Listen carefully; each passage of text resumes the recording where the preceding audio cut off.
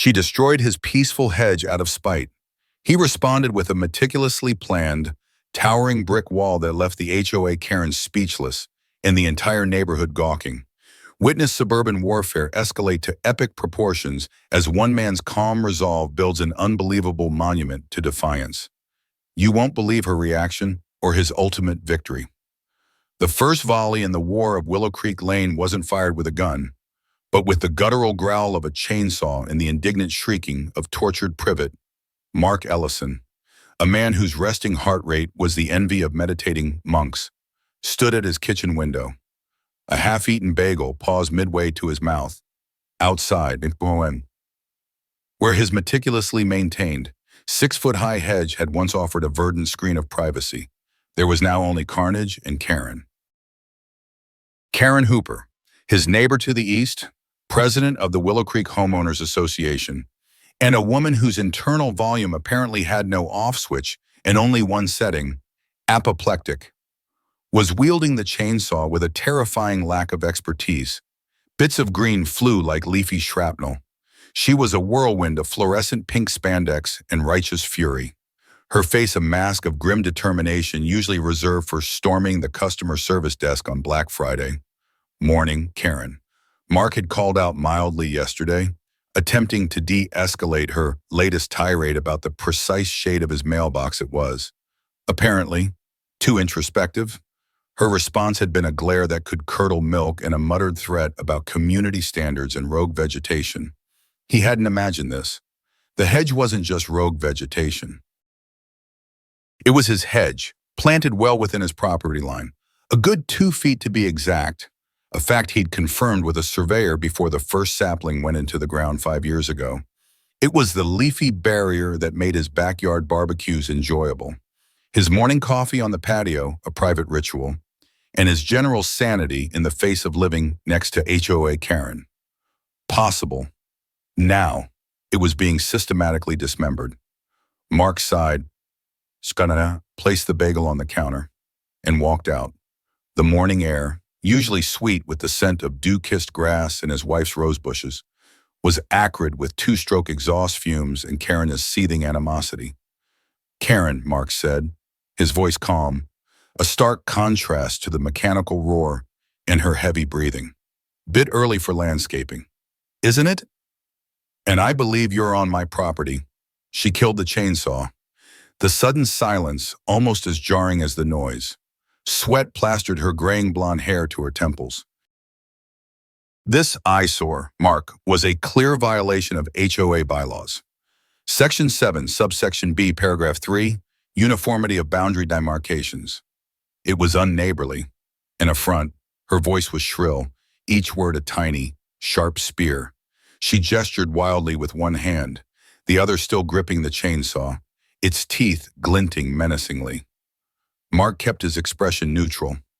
A skill honed over 2 decades as a high school history teacher dealing with hormonal teenagers who believed Genghis Khan was a TikTok influencer. My hedge was a privacy screen. Karen, well within my property line and harming no one. It predates your creative interpretation of Section 7, and for the record, the HOA bylaws specify approved fences, not the prohibition of shrubs. He'd read the damn bylaws cover to cover when Karen first ascended to her throne. He knew them better than she did. It blocked my view, she shrieked, her voice cracking. My view of the O'Malley's prize-winning petunias across the street. It disrupted the aesthetic flow of the neighborhood. Mark glanced across the street. The O'Malleys had a bed of rather sad-looking marigolds, not petunias, and the only view his hedge blocked for Karen was a direct line of sight into his kitchen. He suspected that was the real crime. Right, Mark said slowly. Well, now that you've trimmed it down to its roots, I trust your view is sufficiently unobstructed. He looked at the mangled stumps, the scattered leaves already wilting on his lawn. A muscle twitched in his jaw, the only outward sign of the simmering anger beneath his placid exterior. This wasn't just about a hedge, it was about boundaries, respect, and Karen's relentless campaign to micromanage every blade of grass in Willow Creek. It needed to be done, Karen said, a smug little smile playing on her lips. She clearly saw this as a victory. for the good of the community. She then had the audacity to try and shoulder the chainsaw, nearly taking her own ear off in the process, before huffing and dragging it back towards her own immaculate, sterile yard, a yard conspicuously devoid of any vegetation taller than a dandelion. Mark watched her go. The good of the community was Karen's catch-all justification for every petty tyranny she enacted. He walked over to the ruined hedge line. His wife, Sarah, would be heartbroken. They'd planted it together. It had been their green shield against the world, or at least against Karen. The problem, Mark knew, wasn't just a destroyed hedge. The problem was Karen.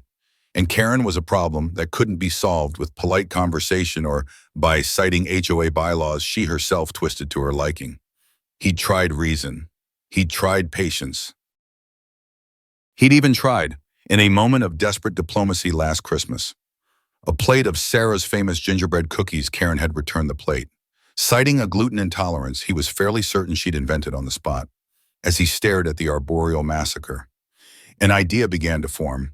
It was a tiny seed at first, planted in the fertile ground of his frustration. Karen wanted a clear view. She wanted uniformity. She wanted to invoke HOA rules. Fine. He was a patient man, a calm man, but as his students knew, when Mr. Ellison got a certain glint in his eye, something creative by Damishkaimi was about to happen. He spent the rest of the day in a state of quiet contemplation. He reread the HOA bylaws, not just Section 7, but all of them. He paid particular attention to the sections on fences, walls, and structures. HOAs were notorious for their rules on fence height and materials, often aiming for a consistent look. He noted the approved materials, the height restrictions, typically 6 feet for backyard fences, and the process for architectural approval. He cross-referenced them with local city ordinances regarding permits and property lines. Cities often limited fence height, but variances could be sought. Walls, especially retaining walls over a certain height, definitely required permits. His plan began to solidify, evolving from a vague notion of retaliation into a detailed blueprint of audacious, yet perfectly legal, revenge. Karen had declared war over a few shrubs. Mark Ellison, the calm, mild-mannered history teacher, was about to escalate it into a full-blown siege.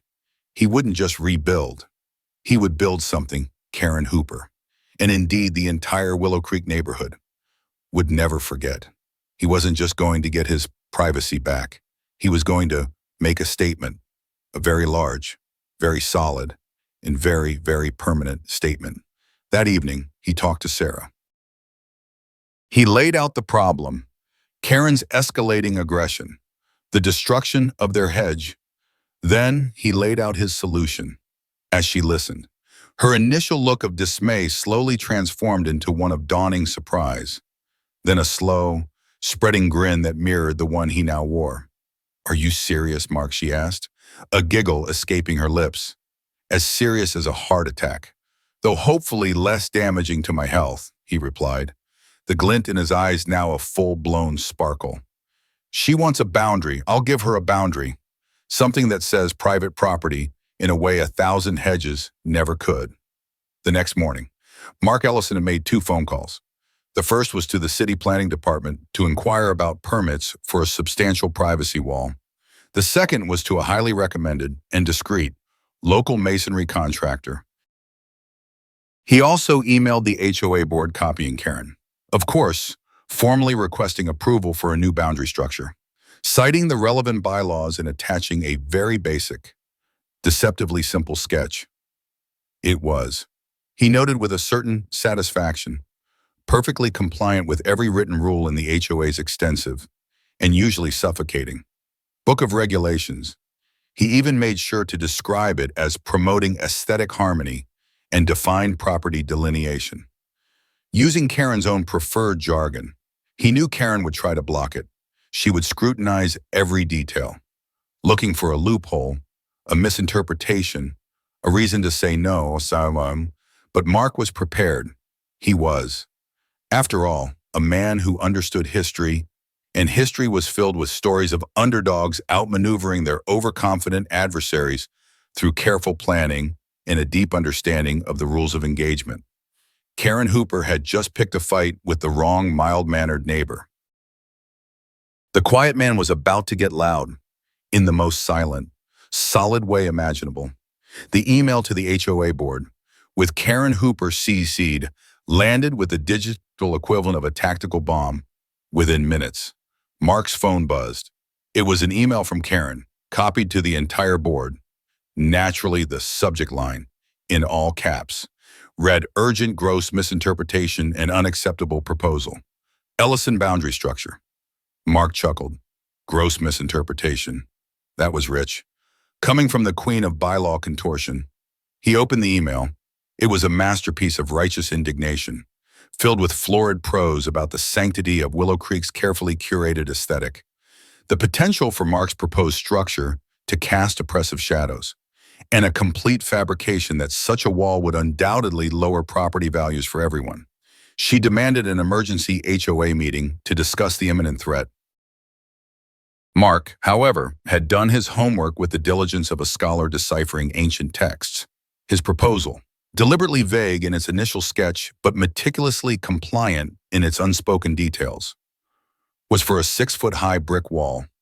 6 feet was the standard maximum height for backyard fences in their city, and, conveniently, also the maximum height stipulated in the HOA bylaws for privacy fences. He'd used the term boundary structure to give Karen less immediate ammunition, but he knew the word wall would eventually surface. He'd also, cannily, chosen a brick style and color that were listed as pre-approved materials in a little consulted appendix of the HOA's architectural guidelines, a list Karen had likely never bothered to read in its entirety. The city planning department, meanwhile, had been surprisingly efficient. A simple privacy wall under 7 feet, not retaining earth, and built on private property, required a basic permit, mostly for setback verification. Mark had already submitted his application, complete with a new survey map clearly showing the wall would be a good foot inside his property line, just like the lamented hedge. He anticipated the city permit would arrive before Karen could even properly marshal her HOA forces. The next few days were a blur of muted hostility. Karen could be seen pacing her front yard, phone pressed to her ear, presumably rallying her troops or berating the unfortunate HOA board members who dared to question her interpretation of Mark's proposal. She shot daggers at Mark whenever he emerged to collect his mail or mow his now tragically exposed back lawn. The neighborhood, too, was abuzz. Whispers followed Mark as he walked his dog. Some neighbors offered furtive thumbs-ups. Others, clearly in Karen's camp, gave him looks that could freeze boiling water. Mrs. Henderson from across the street, a sweet old lady who baked prize-winning cookies, real ones, not the gluten-free imaginary kind, even slipped him a note saying, "Go get her. Mark, some of us are tired of her reign." The emergency HOA meeting was scheduled for the following Wednesday evening in the community clubhouse, a sterile, beige room that perfectly reflected Karen's personality. Mark arrived with Sarah, both dressed neatly, projecting an aura of calm confidence.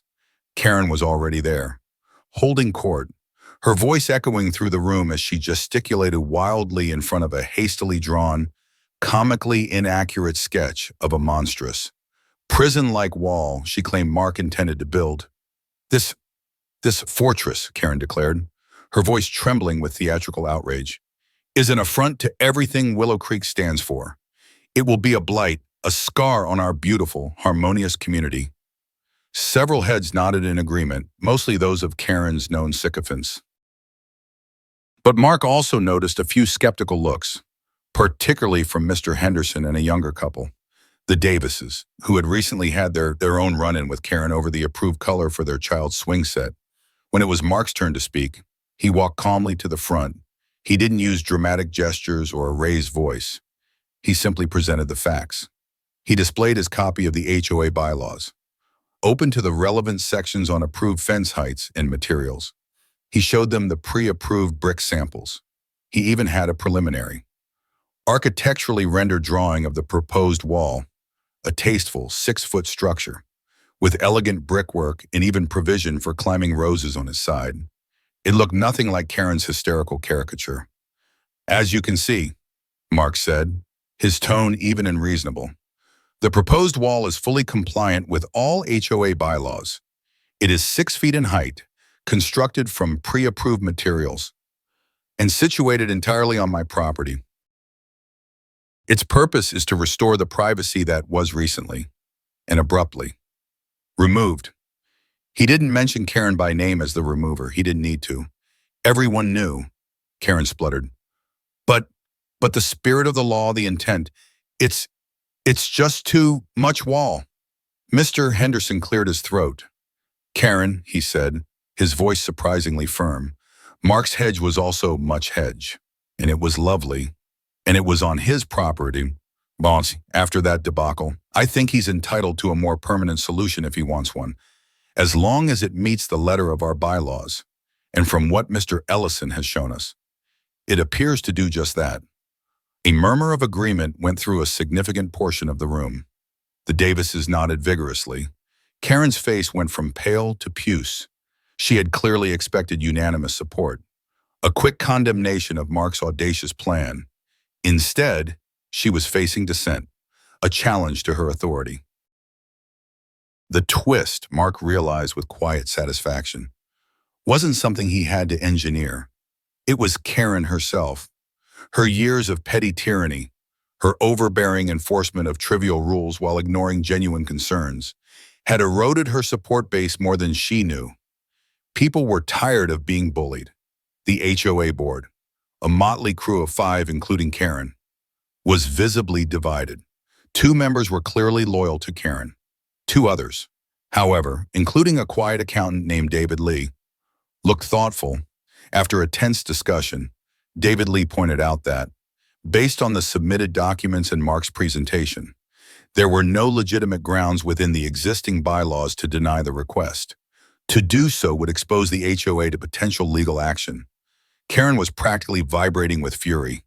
"This is an outrage. We need to amend the bylaws immediately. We need to stop this." "Amending bylaws takes time, Karen," David Lee said calmly. "It requires a formal process. Drafts, community review, and a majority vote. Mr. Ellison's application is under the current existing bylaws."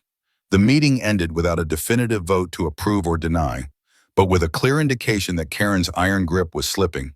The board agreed to review the proposal in detail and render a decision within the contractually obligated 30 days. Mark knew this was a stalling tactic from Karen's faction, but he also knew the tide was turning. The next morning, a bright yellow permit issued notice from the city appeared on a small stake near Mark's property line. It was like a declaration of war for Karen. She was seen photographing it, her face a mask of thunder. The escalation wasn't long in coming. 2 days later, Mark received a cease and desist letter from an attorney, presumably hired by Karen personally, though the letterhead claimed to represent concerned homeowners of Willow Creek. It was full of baseless accusations the wall would damage neighboring foundations impossible, given its placement and design, obstruct sunlight to an extent that would kill Karen's prize-winning roses. She grew plastic gnomes, not roses, and cause emotional distress. Mark simply handed the letter to the lawyer he'd consulted proactively after the Hedge incident, a sharp, no-nonsense woman who specialized in HOA disputes. She read it, raised an eyebrow, and said, "This is amateur hour, don't worry. Mr. Ellison will draft a polite, but firm, response that essentially tells them to pound sand." Legally speaking, the true escalation, however, was more direct. The following Saturday morning, as the first delivery of bricks arrived, Karen staged a one-woman protest. She stood at the edge of Mark's driveway, holding a crudely lettered sign that read, "Stop the monstrosity, save our neighborhood." She attempted to block the delivery truck. The truck driver, a burly man named Gus, who had clearly seen his share of neighborhood weirdness, simply laid on his horn. Mark walked out. "Karen," he said, his voice still calm but with an edge of steel that hadn't been there before, "you are trespassing and you are interfering with a legally permitted construction project. I suggest you move." "Never," she shrieked. "This abomination will not be built." Several neighbors had gathered, phones out, recording the spectacle. The Davises were watching with undisguised amusement. Mrs. Henderson was on her porch, beaming. Mark sighed. He pulled out his phone and dialed a non-emergency police number he had looked up earlier. Yes, I'd like to report a trespasser actively obstructing a permitted construction project at 12 Willow Creek Lane. The sight of Mark calmly talking to the police, coupled with the growing audience and Gus's impatient revving of the truck engine, seemed to momentarily deflate Karen. Her face crumpled. Then, with a final glare of pure hatred at Mark, she threw her sign down and stomped back to her house, muttering about lawsuits and the downfall of civilization. The bricks were unloaded. The crew Mark had hired, a team of cheerful, muscular men who seemed to find the whole situation highly entertaining, began to set up. They exchanged amused glances as they caught snippets of Karen's tirades drifting from her open windows. Mark knew this was far from over. Karen was wounded, her pride battered, her authority challenged. She would fight back, harder and dirtier. But as the first line of mortar was laid, and the first brick of his great wall was set firmly in place, Marco Ellison felt a profound sense of satisfaction. He wasn't just building a wall, he was reclaiming his peace. One perfectly legal, HOA compliant, Karen infuriating brick at a time. The battle lines were drawn, and the foundations were being laid. The wall rose with impressive speed. Each morning, the cheerful clatter of trowels against brick, the low hum of the cement mixer, and the occasional burst of laughter from the construction crew served as Karen Hooper's personal torment. It was a symphony of Mark Ellison's quiet, unyielding defiance. From her kitchen window, Karen watched, her coffee growing cold, her mood darkening with every new layer of mortar. The structure was transforming from a line of foundation bricks into a formidable, undeniably solid barrier. It was, she had to admit in her most private, rage-filled moments, rather handsome for a wall. This admission only fueled her fury. Her attempts to halt the inexorable rise of Ellison's folly, as she'd started calling it to anyone who would listen a dwindling number, grew increasingly desperate. She called the city code enforcement office daily, lodging a litany of complaints. The noise levels were psychologically damaging. They were well within daytime ordinance limits. The workers' portable toilet was an olfactory offense. It was discreetly placed and regularly serviced. The brick dust was settling on her prize-winning plastic gnomes, diminishing their resale value. Each complaint was investigated by a weary city official and subsequently dismissed. One sweltering afternoon, Karen marched over to the construction site, a plate of what appeared to be store-bought cookies in hand, a saccharine smile plastered on her face. "Just thought your hard-working boss might like a little treat," she cooed at Miguel, the foreman, a man built like a small mountain with a perpetually amused glint in his eyes. Miguel, who had been briefed by Mark about the delicate neighbor situation, accepted the plate with a polite nod. "That's mighty kind of you, ma'am." He then, in Karen's direct line of sight, handed one cookie to Buster, the crew's scruffy terrier mix mascot, who sniffed it disdainfully and walked away. The other workers, busy on the scaffolding, suddenly found their task intensely interesting, their shoulders shaking with suppressed laughter. Karen's smile curdled.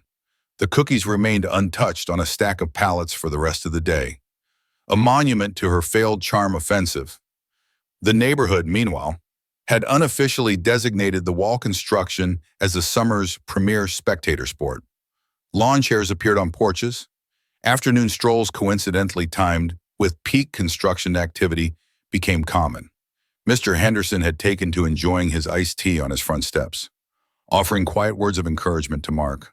The Davises, emboldened, had even hosted a wall-watching wine Wednesday on their patio, strategically angled for the best view. They'd invited Mark and Sarah, who, after ensuring Karen was not lurking nearby, had accepted. It was during one such gathering that a crucial piece of the Karen puzzle began to emerge. Mrs. Henderson, emboldened by a second glass of Chardonnay and decades of pent-up Karen frustration, leaned in conspiratorially. You know, she whispered, I've always suspected Karen's obsession with control, especially over views and property lines. Goes back to that incident with the old Weatherby place.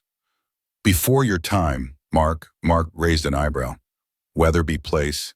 Yes, Mrs. Henderson continued, her eyes alight with the thrill of long-held gossip. Old man Weatherby had this enormous, unruly oak tree right on his property line with Karen, cast a shadow over her prize-winning, well, her attempts at a rose garden back then. She pestered him endlessly. HOA complaints, anonymous notes, you name it. He refused to cut it. Then, one night, during a big storm, a massive limb from that very tree crashed down and smashed her prized garden shed, the one where she kept all her HOA enforcement paraphernalia.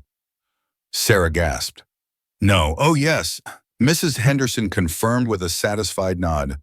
Insurance called it an act of God. Karen called it a conspiracy. She was convinced Weatherby had somehow willed it to happen ever since then. She's been fanatical about unobstructed views and what she perceives as boundary incursions. It's like she's trying to prevent nature, or her neighbors, from ever surprising her again. This revelation cast Karen's current mania in a new, slightly more pathetic light. It wasn't just about power, it was about a deep-seated fear of losing control, of being vulnerable to the metaphorical falling branches of the world. Her aggression was a shield. Mark, however, found his resolve undiminished by this peek into Karen's psyche. Understanding her motives didn't excuse her actions. He continued his own subtle campaign. He'd make a point of enjoying his increasingly private backyard, ensuring his cheerful laughter during evening barbecues, the first in weeks without an audience from Karen's window, carried over the rising wall. He took to waving politely at Karen whenever he saw her scowling from her window, a gesture of magnanimous civility that he knew would irk her more than any overt insult. The HOA board was also showing signs of a power shift. David Lee, the quiet accountant, had started asking pointed questions during HOA meetings, not just about the wall, but about Karen's unilateral decisions on other matters, her opaque handling of the HOA budget for landscaping enforcement, and the rising number of complaints about her conduct. He found quiet support from the Davises and a few other homeowners who had previously been too intimidated to speak up. Karen's reign was no longer absolute. Cracks were appearing in her carefully constructed facade of authority. The lawyer Mark had retained, Ms. Albright, had fired back a legal volley that left Karen's attorney sputtering. Mrs. Albright's letter was a masterpiece of polite but lethal legalese, pointing out the frivolous nature of Karen's claims, the solid legal standing of Mark's permitted construction, and gently hinting at a potential countersuit for harassment and defamation if Karen's baseless accusations continued. The concerned homeowners of Willow Creek, likely consisting only of Karen, and perhaps her reflection, went silent, at least on the legal front, as the wall neared its full 6-foot height along the shared property line, stretching an impressive 50 feet from the back of Mark's house to the end of his yard. Karen's desperation reached a fever pitch. One evening, under the cloak of twilight, Mark was reviewing footage from the discreet, motion-activated security camera he'd installed overlooking the construction site, a suggestion from Miguel, who'd muttered, "You never know with these types." Boss. There she was, Karen, dressed in dark clothing, a bandana tied over her hair, furtively approaching the newly laid section of the wall. She carried a small can and a brush. Mark watched, his heart rate picking up. As she dipped the brush in the can and prepared to deface the pristine brickwork with what looked suspiciously like bright pink paint before she could make her mark. However, a floodlight, strategically placed by Mark earlier that day and wired to the same motion sensor, blazed to life, bathing Karen in brilliant white light simultaneously. A pre-recorded message boomed from a speaker hidden nearby. "Smile, you are on candid camera. Trespassers will be prosecuted to the fullest extent of the law. Karen." Mark had added her name for a personal touch. Karen froze, caught like a raccoon in headlights. paint can clattering to the ground. She looked around wildly, then up at the camera, her face a mask of horror and thwarted rage. She scrambled back towards her property, tripping over a sprinkler head in her haste. Mark saved the footage. He didn't call the police. Not yet. He didn't even mention it to Karen. He just let the knowledge of its existence hang in the air. An unspoken threat. The next day, Karen avoided all eye contact, and the construction continued unimpeded. The wall was now a fortress, not just of brick, but of psychological advantage. Mark knew the final confrontation was yet to come, likely when the last brick was laid. But he felt a sense of calm. He had understood the rules. He had understood his opponent, and he had built his defenses accordingly. The resistance to Karen was no longer just his. It was becoming a neighborhood movement. One brick, one knowing smile, one saved video file at a time. The day the last brick was mortared into place on Mark Ellison's Great Wall of Willow Creek was a day of quiet triumph for Mark, an apoplectic, sputtering rage for Karen Hooper. The wall stood proud and unyielding, a 6-foot-high, 50-foot-long testament to one man's refusal to be bullied. It was, even by objective standards, a rather handsome structure. The brickwork was immaculate, the lines clean, and on Mark's side, Sarah had already begun planting climbing roses and ivy, envisioning a future tapestry of green and crimson against the warm terracotta. The construction crew, having completed their masterpiece, packed their tools with an air of satisfaction. Miguel, the foreman, shook Mark's hand warmly. Been a pleasure. Mr. Ellison, definitely one for the memory books. This job. He winked, casting a glance towards Karen's house, where the curtains were twitching furiously. Good luck with the neighborhood relations. Mark simply smiled. Thanks, Miguel, for everything. He knew the neighborhood relations with at least one neighbor were permanently altered, and for the better, in his view. The final act of the drama unfolded not with a bang, but with the thud of a registered letter arriving at Karen's doorstep. Ms. Albright, Mark's lawyer, had advised a gentle, final nudge. The letter contained no threats, no demands. It simply included a crisp, high-resolution photograph taken from Mark's security camera, showing Karen, bandana-clad and paint can in hand, illuminated by the floodlight. Beneath the photograph was a polite, single sentence. We trust this concludes all outstanding boundary misunderstandings. There was no response. No more irate emails to the HOA board. No more furtive scuttling in the twilight. No more shrieking across the newly defined property line. Karen Hooper seemed to have, finally, grudgingly, accepted defeat, or at least, she understood that Mark Ellison was not a man to be trifled with. And more importantly, he had irrefutable evidence of her less-than-neighborly intentions. The power had irrevocably shifted. The next HOA meeting was a subdued affair for Karen. David Lee, the accountant, buoyed by the quiet support of several other homeowners and the undeniable success of Mark's stand, proposed a review of several of Karen's unilateral community standard enforcements from the past year.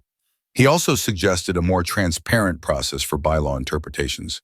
To Karen's visible shock, the motions passed. Her iron grip had not just been loosened, it had been pried open finger by finger. She sat through the rest of the meeting in stony silence, her usual torrent of objections reduced to a mere trickle of muttered complaints. The Queen, it seemed, was slowly being deposed by a quiet, democratic revolution. Life on Willow Creek Lane settled into a new, more peaceful rhythm for Mark and Sarah. Their backyard was once again their private sanctuary. Barbecues were frequent, filled with laughter that no longer felt performative.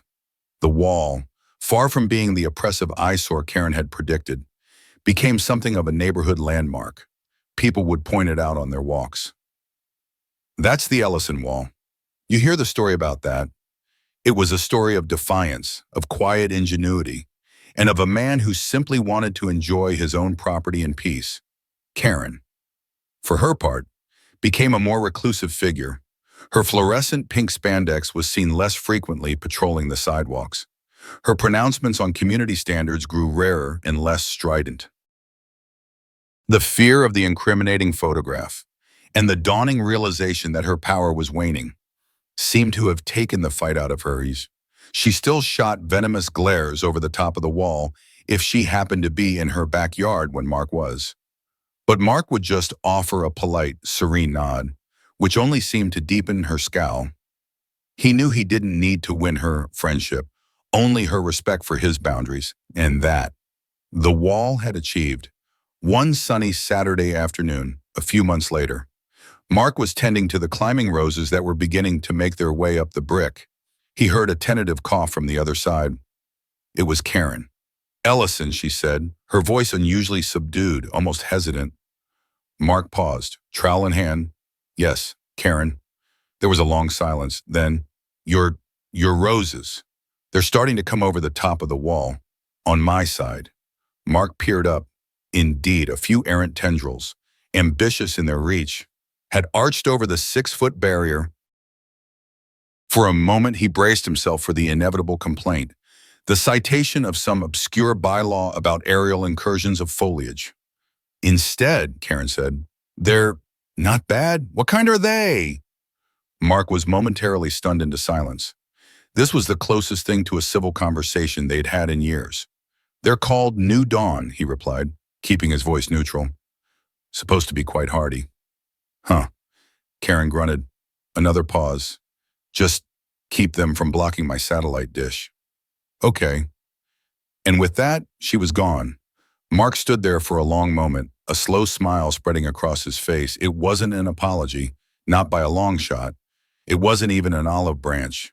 But it was, in its own Karen way, a form of truce. The wall had done its job. It had created not just a physical boundary, but a boundary of respect. It had given Mark his peace, and in a strange, roundabout way, it might have even given Karen a tiny, grudging piece of her own. The legend of Mark Ellison's Great Wall of Willow Creek lived on. It served as a reminder to all current and future residents: mind your own property, respect your neighbors, and never, ever underestimate the quiet determination of a man who has had his hedge unjustly destroyed.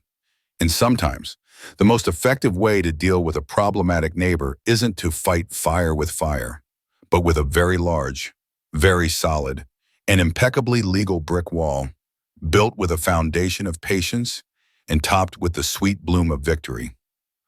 The laughter from Mark's backyard was genuine now, echoing in the peaceful suburban air, a sound Karen Hooper could no longer disrupt. Only distantly, and perhaps enviously, over here,